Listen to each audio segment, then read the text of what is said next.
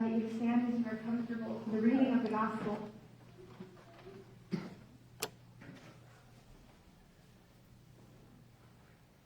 Our gospel today comes from John, the 18th chapter. Glory to you, O Lord. Pilate entered the headquarters again, summoned Jesus, and asked him, "Are you the king of the Jews?" Jesus answered, "Do you ask this on your own, or did others tell you about me?" Pilate replied, "I am not a Jew, am I? Your own nation and the chief priests have handed you over to me. What have you done?" Jesus answered, "My kingdom is not from this world. If my kingdom were from this world, my followers would be fighting to keep me from being handed over to the Jewish people, but as it is, my kingdom is not from here." Pilate asked him, "So, you are a king?" Jesus answered, "You say that I am a king. For this I was born, and for this I came into the world, to testify to the truth. Everyone who belongs to the truth listens to my voice." The Gospel of the Lord. Praise to you, O Christ. You may be seated.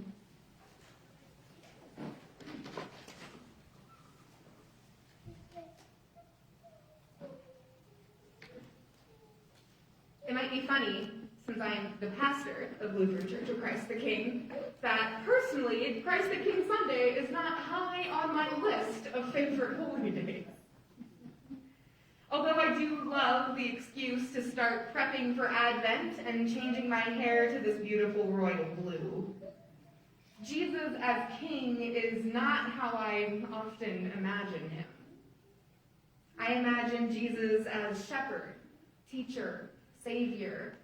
I imagine Jesus as a fellow advocate fighting for justice and grace and truth in the world. But on weeks like this, with the news of the Rittenhouse acquittal, with yesterday's Transgender Day of Remembrance, knowing that 2021 has been the deadliest year that we know of for violence against transgender folks, with many of us looking towards the holidays this week, this next month, wondering how to navigate the division in our country, within our own families, trying to speak truth about the necessity of vaccines and safety in order to protect the vulnerable among us. For all the frustration I have had with the systems of this world, thinking about Jesus as King doesn't really help me. And I think that's because on this Sunday each year, when we celebrate Christ the King, so often it's about glory and glory alone, about thrones, about power. When I was searching for images for our PowerPoint slide for today, searching Christ the King brought up thousands of images of paintings of a blonde-haired, blue-eyed Jesus surrounded by gold and jewels, sometimes even with crowds bowing at his feet. We've made Jesus as King into our own image of kingship, into what we throughout history have imagined a king to be. And even though there are thrones and crowns, we know that Jesus' crown is not made of gold, but of thorns. We forget that when they called Jesus king, it was meant as a slur, as an insult, as a death sentence carried out through systems of injustice and bigotry and falsehoods. Jesus says, "For this I was born, and for this I came into the world, to testify to the truth."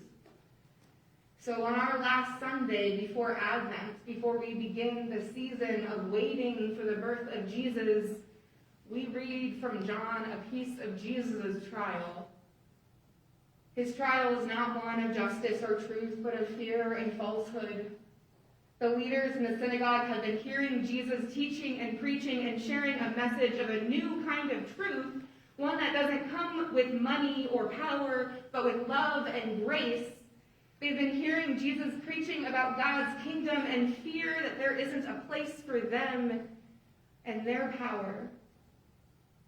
God's kingdom, as Jesus describes, doesn't fit the mold of gold and jewels and power that they are hoping for, and so they have handed him over to the Romans, because the truth is, they didn't want to get their hands dirty. They hope that the Romans will hear the charge of blasphemy against Caesar as reason enough to deal with Jesus themselves, because for Rome, there's only one king, one kingdom, and that name, that reign belongs to Caesar. And that's the truth for them. Throughout Jesus' life and ministry, his testimony is one of love and grace, of a justice that doesn't look like the justice of our world. And I think it's why I have always struggled to imagine Jesus as king, because his kingship is one of service, of hope for the marginalized, of grace for those in need. His truth, his kingdom is one of care and love for the least of these. Jesus spends his ministry caring for those who are sick, who are hungry, who are powerless. His stories and parables are filled with truths about widows finding what they've been looking for, about children returning to their parents, about foreigners who are the best example of a loving neighbor, all about the brokenness of this world. Even in his words to us last week about the stones of the temple, Jesus sees the way human hands, actually it was a few weeks ago now that I think about it, but Jesus sees the human hands creating these things, building these things, and that human hands cause so much violence and pain, the way our words harm, and Jesus speaks words of truth instead. That's the power that Jesus holds in the kingdom. And that power, that kingdom, that truth has consequences. Because this Jesus doesn't reign in his kingdom with power or falsehood or self-interest. The consequences of Jesus' truth are that sin and brokenness and corruption are revealed. In his trial, the truth of his failures, the truth of the failures of the leaders of his faith become apparent. Especially to us as we read it now. Because of that fear, they hand Jesus over to be put on trial. A consequence of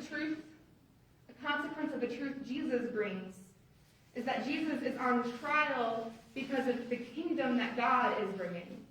Because Jesus is king above all, who is and who was and who is to come, the Almighty.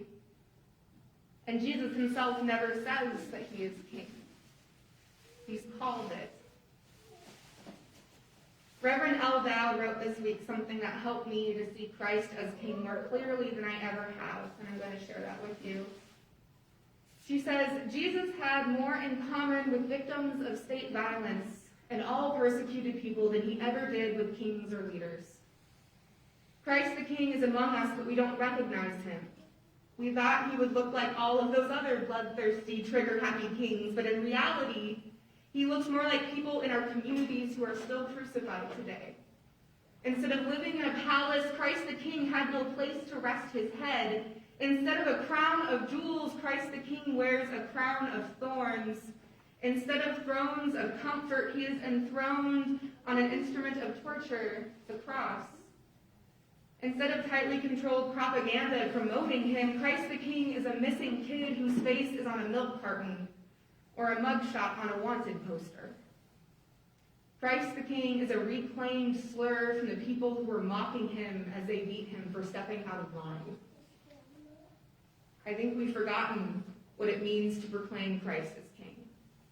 We've forgotten that it is a reclaiming of Jesus' true identity as the Son of God come to earth to live among us, to love us, and to save us from ourselves. A reclaiming of the pain and violence that he endured, that so many in our world endure, for the truth and the hope that Jesus gives. The truth is that Jesus is our King, the one who gives us all that we have and need, the one who serves us as we serve one another.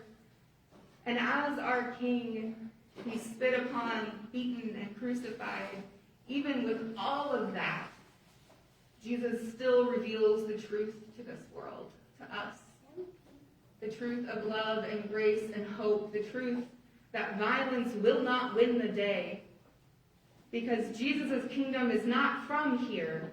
It's God's kingdom breaking into the world through the birth of a baby, through the truth of love and grace in Jesus' life, because the truth that Jesus testifies to is a testimony on the cross, a witness to the love God has for a broken world. Jesus goes to the cross to bring that truth to us. That truth of love, of grace, and of a new kingdom coming. Jesus takes truth to Rome, to the cross, and brings a new truth, one of resurrection, of new life, of a new kingdom, of a new way to understand what it means to be in the world. So that today, on Christ the King Sunday, as we look towards this next season of Advent, the season of waiting to celebrate the birth of our King, our eyes can be opened to the truths in our world. We can hold the holiness, the rebellion, the revelation of today. And we can proclaim with hope, with grace, with love, the truth that we have been given, because our King is not like the kings, the leaders, the people in power of this world. Our King, God's kingdom, is not of this world, but it is breaking in, and he reigns. Christ the King reigns in our hearts and in our lives, and calls us into this new world, this new kingdom together. Thanks be to God.